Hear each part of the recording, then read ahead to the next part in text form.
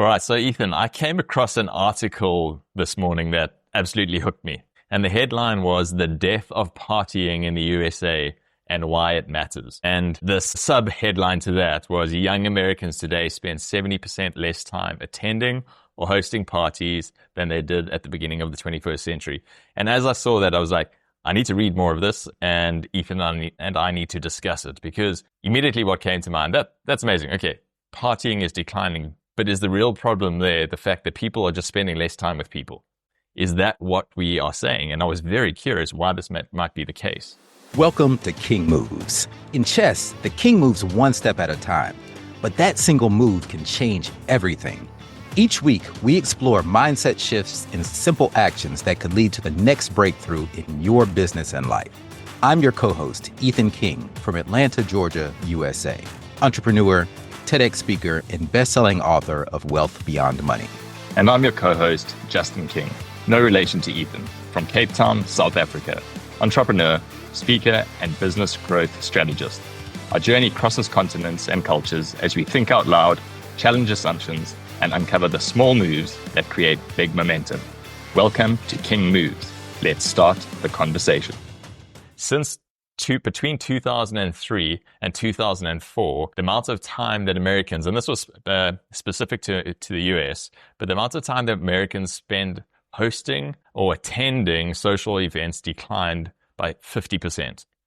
So that's broad brushstrokes, all Americans. And then they broke it down into categories. And what is crazy for me is that it's the 15 to 24-year-old category where it has declined by that 70%. It's 69% of, let's call it the party goers, the party animals, the party age, are just not partying as much as they used to. So I think it's crazy. I'm keen to get your thoughts. For me, that's a massive issue. People just not spending time with people. And why is that the case? Wow, so people are partying less. I thought it was just me. I thought I was getting old and lame. But yeah, wow, 50% down since the early 2000s. That is, if you would have asked me to guess the number, I would have guessed something. I would have probably said it declined, but I would have guessed a lower number. But yeah, you actually brought this up earlier before the call. It definitely seems to correlate with the evolution of the smartphone. And so the iPhone came out in 2007, but before that, we did have, there were smartphones. iPhones weren't the first smartphone. It's funny, I had to educate someone on that recently. They thought the iPhone, side note, Apple doesn't invent anything. They really just improve upon things that already existed. So I remember my wife had a Windows tablet phone back in the early 2000s. So the evolution of screens, individual personalized screens, I think is a huge contributing factor to this, and social media, things like binge watching. I mean, screens have been around, but when I was a kid in the 80s, we would all sit around the dinner table and then all watch TV together because a show came on at a specific time. Thursday night at 8, we were all watching The Cosby Show and then A Different World together as a family. And all of my friends did the exact same thing because we would come to school the next day and talk about what we watched the night before. But now you can watch what you want. You can binge watch an entire season on whatever day you want. So it's become more individualized and personalized. And I'm not sure if that's necessarily a good thing for society or what? What are your thoughts on that? I don't think it's a good thing for society. I think once it becomes a trend, you lose out on the skill set to be able to interact with people face to face and in person. And Derek Thompson, who's the author of the article, he actually wrote a cover story for The Atlantic, and he termed the social phenomenon the anti-social century. That's what we are slowly becoming. And particularly the US, he said that in no time in history, in recorded history, have Americans spent more time on their own, alone, than now. So it actually goes a layer deeper than not just partying, but people are not partying and they are spending time alone. So it's not as if you're not partying, but then it seems that you're still spending time with a group of friends or other people. And I don't necessarily think the stats are exactly 69% decrease in partying, 69% increase in people being on their own, but it seems to be a real correlation between the two. And it also makes me wonder, and you and I spoke about it on a previous episode, about the alcohol consumption and how alcohol consumption is decreasing. And is that purely because people are spending more time on their own rather than less time partying? So I'm trying to tie these back and figure out which is which. But for me, there are quite a few criteria or thoughts that come to mind. The first one is, as you said, screens. So it's that this seems to correlate, 2003 2024 seems to correlate with the smartphone, screens, Netflix. You said the ability to binge watch. That's never existed before. When in history could you sit down and watch 3 days of shows, one after the other? I remember when I was at university, we used to have to wait for a week for the next episode of something to be uploaded to the internet at the university to be able to watch it. So that's giving away age as well. But so this is happening now. It's less alcohol. So I think that's contributing to people possibly also then not necessarily wanting to go out. If you're sitting around having a few drinks at home with everyone, suddenly everyone's got onto a certain level and you're like, right, let's go partying. So that's possibly contributing. The idea, and this would particularly in South Africa, just less disposable income for a lot of people. Well, I think that's everywhere too. I mean, especially right now, it's a tough economy and people don't have as much discretionary income, money to throw away. So there's a decline that's hitting nightclubs and bars as well. So it sounds like what we have here, I mean, you've rattled off 4 or 5 different causes that they may not necessarily be correlated. Like, I don't think that the decline in drinking is connected to the screens. I think they're 2 separate causes that are all affecting the decline in the social interactivity and going out and partying. And, what this makes me think of is business in general. Usually when a business is suffering and declining, it's not one thing. It's usually a combination of little things, that death by 1,000 cuts. And you have all of these contributing factors, and you need to address each one and figure out how to pivot, how to change the business or change the business model so that you aren't affected by these things. Because a lot of times we can't change societal shifts. It's too massive of a thing for a business to change, at least quickly. Now businesses can have some influence if you do things the right way, and you're very like Elon Musk. I mean, he has the power to change societal shifts, at least for a huge swath of the population. But most of us in a small business don't have that power. So since we can't change societal shifts, what can we change about our business? So thinking about this as a problem, if I were in the party industry, how would I adapt? How would you adapt to this, given these factors? Shutting my doors isn't an option. You're taking that one off the table. You can't shut your doors. Now you could, if I had to present this as a college case study problem, case study. You can't shut your doors, but you could change anything else about your business. But That's a good question. You're in the business of gathering people together in person to have fun. Yeah, I suppose to a degree, and I'm not answering your question directly because I'm dodging it because I don't have a good answer at this point. But has the gaming industry not done this to a degree? Because if you've had people that are just sitting at home gaming alone, and now they'll have massive gaming events and it's competitive gaming, but they generally do also bring those people together. I know it's not partying, but let's move away from partying and speak about people gathering together. So they've kind of done to a degree exactly what you're saying, looking at the statistics, what is happening, and then how do we bring that in and use it as a feature rather than a bug to bring people together. So that would be along the thoughts of your question that you're asking. Yeah. I think the one thing that I would possibly do is, if I was in the industry, and it's one that we haven't mentioned, but is safety concerns. So if I look at that age bracket of the 15 to 24 years old, that's generally going to be the age, particularly on the younger side, where parents will be worried about their kids going out at that age. And then still college going, so parents will still be worried about college going age kids as young adults as well. And maybe that there is a link to less people then going out because more concerned about, is my child going to be abducted and what is the situation? And it seems way easier these days. So is there a way to bring the safety aspect in? And is your gathering somehow, I don't know where I'm going with this, Ethan. I'm grasping at straws here to try and get an A in your class. That's funny. Well, you did great for being put on the spot.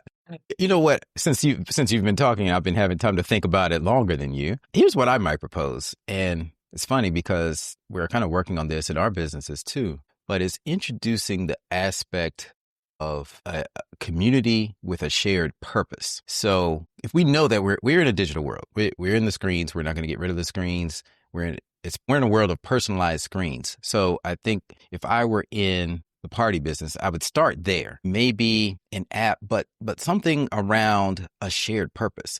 If you think about going out partying, nightclub scene, it's all the same purpose. It's to get drunk and hook up, right? But if those things are declining, if people aren't drinking as much and, the hookup culture is shifted to apps and so forth, what other cause? Like maybe it could be having a community around fitness, marathon, people who are into marathons, ultra marathons. And you get together in this digital community, but then you also have a physical in-person get together where you're probably not going to be selling a lot of drinks, because that crowd probably drinks less than even normal society. But you can still get together and do other things in person and have a good time. And I think people are more likely to come out for that type of community that has a shared purpose, just like EO or anything else, a business community, YPO, things like that. But you have these specialized groups, and maybe that's where these clubs need to shift. I was doing some research, and even Las Vegas has declined in recent years. Very, very slow drop. People are coming to Vegas less. Slot machines are down.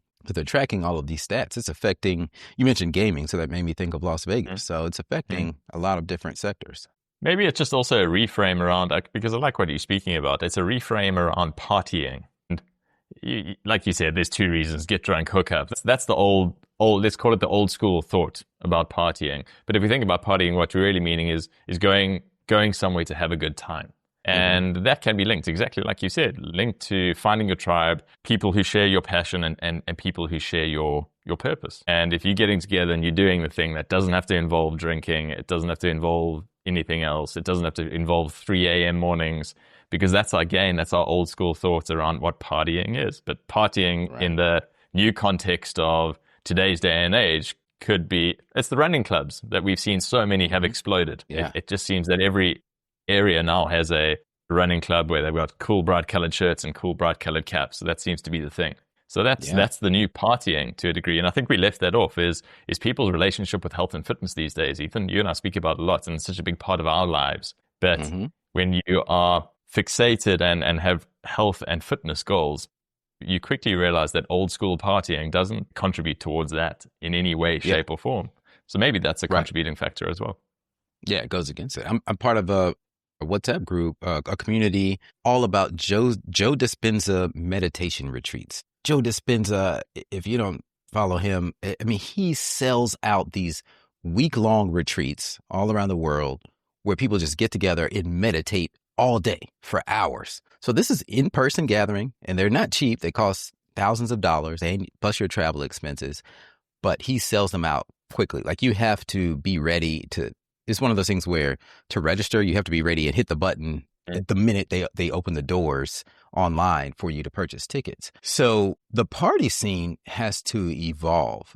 They're being hit like this. They really need to evolve and figure out what angle they can take from a branding perspective so that they can appeal on a deeper level and really start borrowing from some other industries. Last story I'll give on this. Last week I was in Aruba, and it was my first time there. And there's a strip of different resorts on the north side of the island where we were staying. And we stayed at the Ritz-Carlton, which was very quiet, luxury. I think it was my first time staying at a Ritz-Carlton, so I wanted to experience that. Plus, I waited to the last minute, honestly, to book my trip. So that was all that was left. But one morning, I took a run down the strip and I ran past all of the resorts along the beach. So I got to see, I was running by each of the pools.